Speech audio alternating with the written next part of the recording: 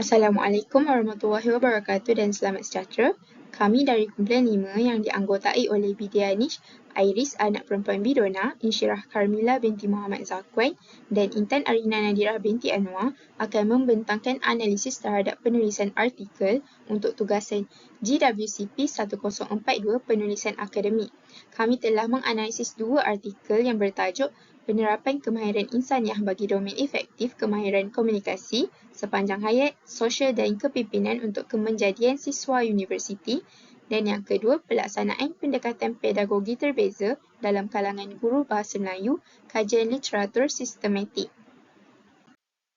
Kami telah menganalisis artikel berdasarkan 3 aspek iaitu keutuhan wacana, penulisan rujukan dan kejelasan artikel.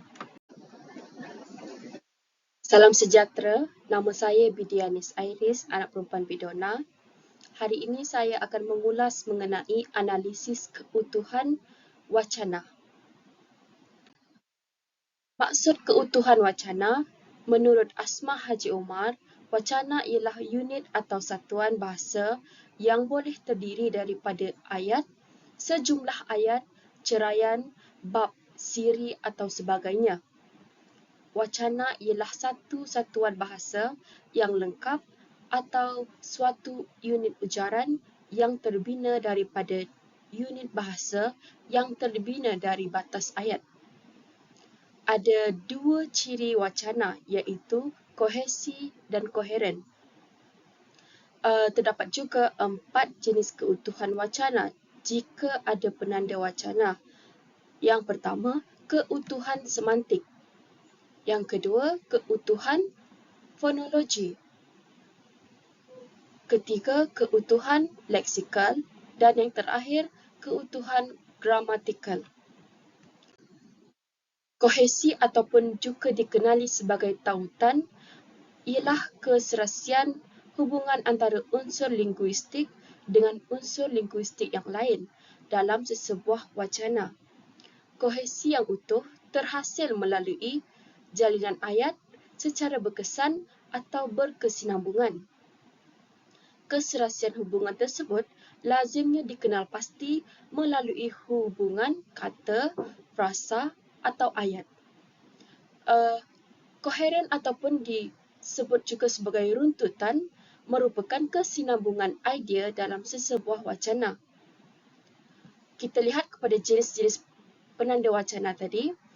Yang pertama, keutuhan semantik. Hubungan antara bahagian-bahagian wacana dan kesatuan latar belakang semantik. Jenis-jenis hubungan dalam keutuhan semantik ini, yang pertama ialah hubungan sebab dan akibat. Yang kedua, hubungan sebab dan tujuan. Yang ketiga, hubungan sebab dan hasil. Yang keempat, hubungan alasan dan kesan.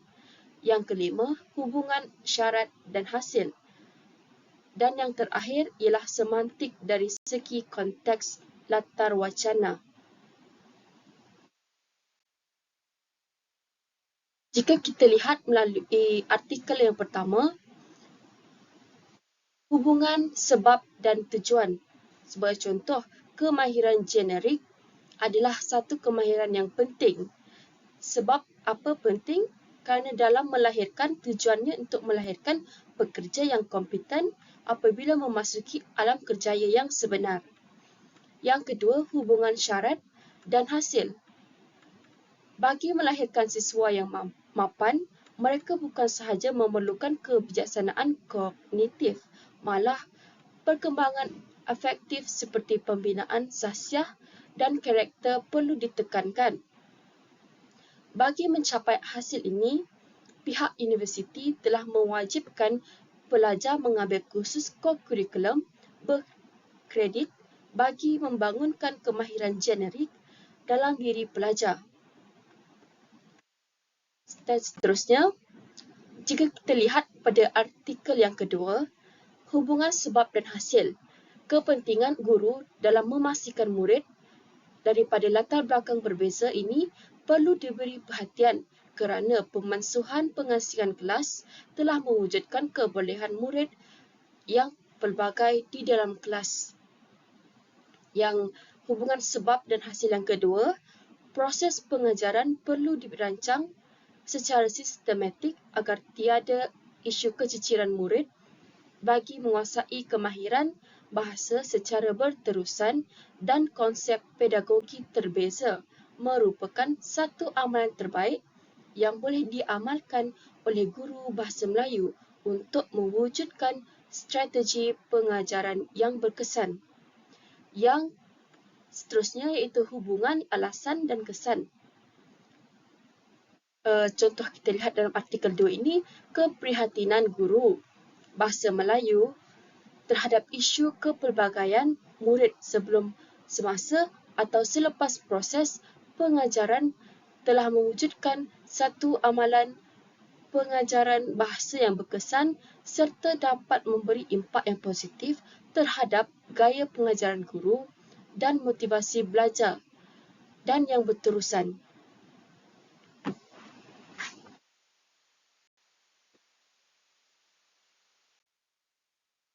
Yang kedua, jenis penanda wacana tadi, keutuhan fonologi. Fonologi ini berkaitan dengan hentian suara, nada suara dan intonasi suara. Unsur-unsur paralinguistik iaitu alat-alat yang diguna pakai bagi memperjelaskan persembahan wacana atau lebih dikenali sebagai tanda baca, iaitu noktah, koma, titik bertindih dan tanda soal. Jika kita lihat dalam artikel yang pertama, terdapat beberapa jenis tanda baca iaitu noktah dan koma. Jika kita lihat dalam artikel 2, terdapat tanda baca noktah dan koma. Seterusnya, keutuhan leksikal. Leksikal ini merupakan hubungan yang wujud antara pertalian perkataan dalam sesebuah wacana dan akan tercapai apabila menggunakan kosakata yang serasi dan sesuai. Cara mengutuhkan hubungan leksikal ialah dengan pengulangan, antonim, hiponim, kolokasi, sinonim, pengulangan unsur perkataan yang sama, dan pembuka serta penutup yang digunakan dalam wacana. Jika kita lihat dalam artikel pertama, kita dapat lihat di situ berlakunya pengulangan unsur perkataan yang sama. Contohnya, kemahiran, komunikasi, pengajaran, pembelajaran. Jika kita lihat dari aspek antonim pula, iaitu dalam dan luar. Dalam artikel 2 pula, perkataan yang sama ataupun pengulangan unsur perkataan yang sama iaitu mengikut pengajaran. Itu yang kita dapat dalam artikel yang kedua. Seterusnya, beralih pula kepada keutuhan gramatikal iaitu hubungan wacana yang berkait rapat dengan tata bahasa. Wacana yang baik harus memperlihatkan hubungan berdasarkan binaan tata bahasanya. Dalam artikel yang pertama, kita dapat lihat pelajar bachelor. Tetapi pelajar bachelor ini juga boleh merujuk kepada mereka. Dalam artikel yang kedua pula, sekolah luar bandar dan bandar. Sekolah itu adalah benda yang sama tetapi yang berbeza luar bandar dan bandar. Dan yang kedua pula, kawasan pedalaman dan kawasan tersebut menunjukkan kawasan yang sama tetapi menggunakan perkataan yang berbeza. Hai, nama saya Insyirah Karmila binti Muhammad Zakwan dan saya akan menyambung perbincangan kita pada hari ini tentang analisis penulisan rujukan. Pertama sekali, kita perlulah mengetahui dahulu apakah yang dimaksudkan dengan rujukan. Rujukan merujuk kepada sumber atau bahan yang digunakan untuk menyokong atau mengesahkan pernyataan, fakta atau maklumat dalam sesuatu karya atau tugasan. Ia boleh termasuklah buku, artikel, jurnal laman web atau mana-mana sumber lain yang kita rujuk semasa menyusun atau menulis sesuatu. Rujukan memberikan kesahihan kepada karya dan membolehkan pembaca atau pemeriksa untuk merujuk kepada sumber asal bagi mendapatkan maklumat lanjut atau memeriksa ketepatan maklumat yang disampaikan. Senarai rujukan biasanya mengandungi butiran-butiran seperti penulis, tajuk, penerbit, tahun penerbitan dan sebagainya, bergantung kepada format rujukan yang digunakan seperti APA, MLA atau Chicago. Seterusnya, mari kita lihat pula tentang kepentingan penulisan rujukan. Yang pertama, memberi penghargaan kepada sumber maklumat. Senarai rujukan membolehkan penulis memberi penghargaan kepada sumber-sumber maklumat yang digunakan dalam penyelidikan atau penulisan mereka. Ini adalah cara untuk menghormati hak cipta dan hak intelektual orang lain. Yang kedua, membolehkan pembaca mengesahkan kekuatan rujukan. Dengan senarai rujukan, pembaca boleh menyemak sumber-sumber yang digunakan dan menilai kekuatan dan kebolehpercayaan maklumat yang disajikan dalam karya tersebut. Ini penting untuk membangun kepercayaan dan kredibiliti penulisan. Yang ketiga, menghindari plagiarisme. Senarai rujukan membantu mengelakkan plagiarisme dengan menyenaraikan jelas sumber-sumber yang digunakan. Plagiarisme atau mengambil karya orang lain tanpa memberikan kredit adalah kesalahan serius dalam dunia akademik dan profesional. Yang keempat, memudahkan penelitian lanjutan. Pembaca yang berminat untuk menyelidiki lebih lanjut mengenai topik yang dibincangkan dapat merujuk senarai rujukan untuk menemui sumber-sumber yang relevan. Ini merangsang pertukaran ilmu dan memudahkan perkembangan pengetahuan. Yang kelima, menunjukkan kedalaman penyelidikan. Penulisan senarai rujukan yang komprehensif menunjukkan kepada pembaca bahawa penulis telah melakukan penyelidikan yang mendalam dan merujuk dengan pelbagai sumber untuk menyokong pandangan atau hujah yang dikemukakan. Berikut merupakan artikel-artikel yang akan dianalisis. Terdapat 2 artikel yang akan dianalisis. Artikel yang pertama bertajuk Penerapan Kemahiran Insaniah bagi Domain Efektif, Kemahiran Komunikasi Sepanjang Hayat, Sosial dan Kepimpinan untuk Kemenjadian Siswa Universiti. Artikel yang kedua pula bertajuk Pelaksanaan Pendekatan Pedagogi Terbeza dalam kalangan guru Bahasa Melayu, Kajian Literatur Sistematik. Terdapat beberapa sumber yang digunakan dalam artikel-artikel ini. Yang pertama, jurnal. Yang kedua, tesis. Yang ketiga, buku. Sistem penulisan rujukan yang digunakan dalam artikel-artikel ini ialah menggunakan gaya penulisan American Psychological Association atau nama ringkasnya APA. Okey, jom kita lihat kepada artikel yang pertama. Berikut merupakan senarai rujukan yang terdapat dalam artikel yang pertama. Saya telah membahagikan rujukan tersebut kepada 3 bahagian, iaitu jurnal, tesis dan buku. Jadi kita lihat yang pertama, jurnal dahulu. Saya ada memberikan 5 contoh rujukan jurnal yang terdapat dalam senarai rujukan artikel pertama. Contohnya yang ketiga, Izaida J dan Julia 2014, Penguasaan Kemahiran Insaniah Pelajar dalam Penglibatan Aktiviti Co-Curriculum pada beruniform di UTHM, Jurnal Teknologi UTHM.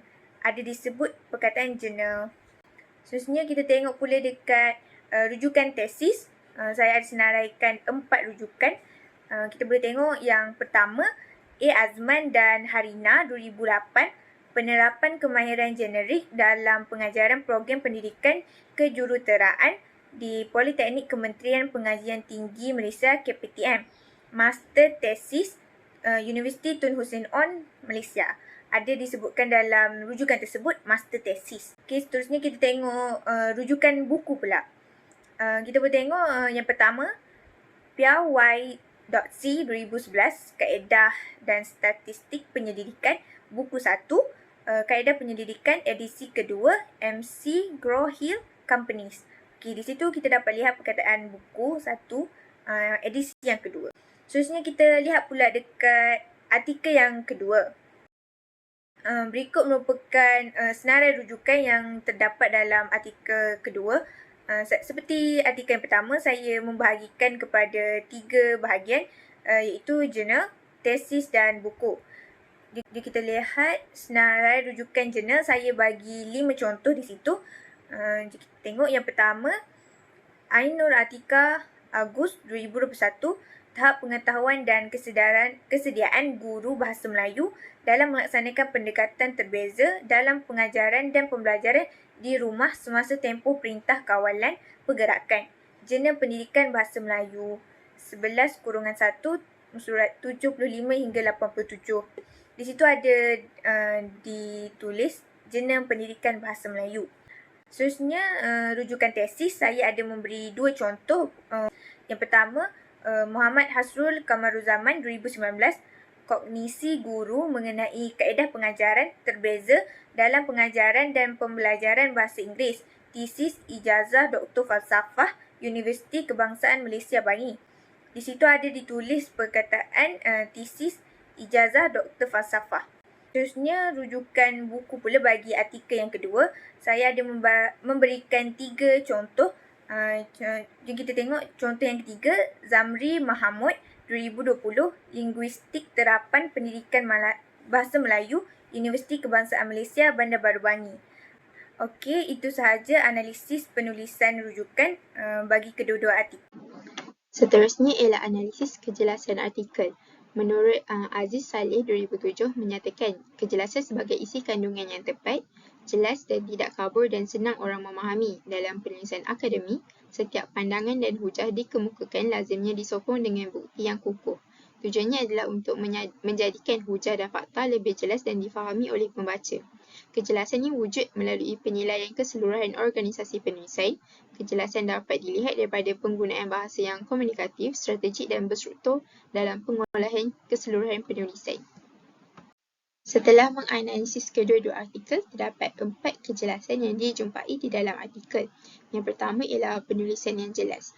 Di dalam artikel, penulis telah menggunakan 2 ayat, iaitu ayat topik dan juga ayat isi. Penulis telah menulis kedua-dua ayat ini dengan bahasa yang mudah difahami oleh para pembaca. Selain itu, penulis juga menggunakan kata singkatan atau akronim dengan betul. Seterusnya, penulis juga telah memasukkan ayat bukti atau ayat sokongan untuk mengukuhkan lagi isi yang ditulis oleh penulis. Seperti yang dapat dilihat pada artikel 2, dapatan kajian Ruaini dan Nurul Azlifah 2019 telah menunjukkan bahawa pelaksanaan pendekatan pedagogi terbeza yang diamalkan oleh guru bahasa Melayu dapat menghasilkan proses pengajaran amalan bahasa Malaysia ABM yang berkesan terhadap pelajar kelas peralihan untuk menguasai kemahiran berbahasa. Di sini merupakan ayat topik yang menggunakan bahasa yang mudah untuk pembaca fahami. Selain itu, penggunaan kata akronim ataupun singkatan amalan bahasa Malaysia dengan betul dan juga dapatan kajian Ruaini dan Nurul Azlifah itu merupakan antara ayat sokongan untuk mengukuhkan lagi isi topik penulis. Selain itu, yang kedua ialah penggunaan bahasa formal. Penggunaan bahasa formal ni bermaksud penulis telah menggunakan bahasa yang terkawal di dalam artikel, yang mana bentuk bahasa yang digunakan mementingkan aspek-aspek peraturan bahasa, iaitu ayat dan imbuhannya gramatis, aspek sebutan dan intonasi serta pilihan kosakatanya tepat. Seterusnya ialah koheren dan kohensi, dan yang terakhir kejelasan yang dijumpai ialah penulisan secara objektif.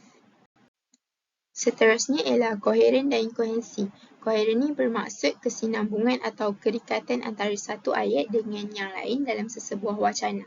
Koheren terbahagi kepada 2, iaitu antara perenggan dengan perenggan dan juga ayat dengan ayat.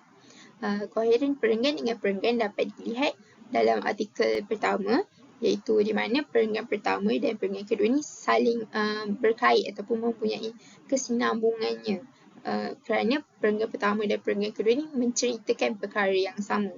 Manakala dalam artikel kedua dapat dilihat koheren antara ayat dengan ayat, iaitu ayat pertama mempunyai kesinambungan ataupun kerikatan dengan ayat kedua dan ayat ketiga dan ayat keempat sebagai contoh penggunaan wacana seperti di samping itu, walaupun hal ini seiring dengan dan juga namun begitu. Seterusnya ialah kohesi. Kohesi merupakan pertautan antara ciri-ciri linguistik yang menghubungkan satu urutan dan juga ayat. Contoh dalam artikel pertama, menurut kesemua peserta kajian, ini memberikan maklum balas bahawa kemahiran komunikasi banyak diterapkan dalam kuliah dan di luar kuliah. Hal ini jelas apabila mereka menggunakan kemahiran komunikasi secara menyeluruh antara pensyarah, pentadbir dan rakan-rakan. Mereka di dalam ayat kedua ini mempunyai pertautan ataupun kaitan dengan kesemua peserta kajian dalam ayat pertama. Ini menunjukkan pertautanlah di antara ayat pertama dengan ayat kedua. Dan contoh dalam artikel kedua pula ialah selain itu terdapat 4 artikel yang telah menunjukkan tahap pengetahuan guru berada pada tahap yang tinggi dan baik. Dapatan ini membuktikan bahawa penguasaan guru terhadap pengetahuan konsep pedagogi terbeza dapat mempengaruhi pelaksanaan pendekatan pedagogi terbeza dalam pengajaran bahasa secara menyeluruh.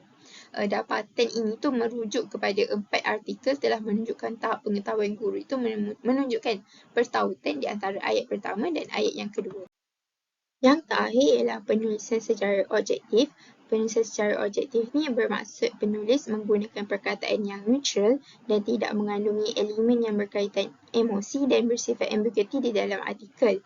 Selain itu, penulis juga menekankan perkara-perkara yang serius, konkret dan juga mantap. Fakta-fakta yang disampaikan juga disokong dengan bukti yang kukuh dan penulis tidak menulis sebarang isi ataupun idea yang bersifat subjektif, iaitu berasaskan persepsi ataupun andaian seseorang.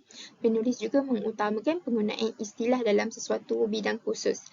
Seperti yang dapat dilihat pada artikel pertama, penulis telah merangka kajian objektif kajian untuk penulisan artikel tersebut. Seperti contoh, mengenal pasti kepentingan domain afektif yang akan dibina dalam kemahiran insaniah membentuk indeks kemahiran insaniah domain efektif pelajar universiti. Dan yang kedua, mengurai kefahaman pelajar terhadap kepentingan kemahiran insaniah domain efektif dalam kalangan pelajar di universiti. Selain itu, penulis juga telah menulis kata kunci dengan menggunakan laras bahasa bidang-bidang ilmu yang sesuai dengan penulisan artikel tersebut. Kata kunci yang telah ditulis dalam artikel 1 ialah kemahiran insaniah, domain efektif, komunikasi, sepanjang hayat, sosial, tanggungjawab dan pengurusan diri. Manakala bagi artikel kedua, penulis juga telah menulis kata kunci dengan menggunakan laras bahasa bidang-bidang ilmu yang sesuai dan juga menunjukkan apa yang akan pembaca ni baca secara lebih lanjut di dalam artikel tersebut. Antara kata kunci yang ditulis adalah seperti pendekatan pedagogi terbeza, pengetahuan, amalan, cabaran dan guru bahasa Melayu. Sekian sahaja daripada kami. Terima kasih.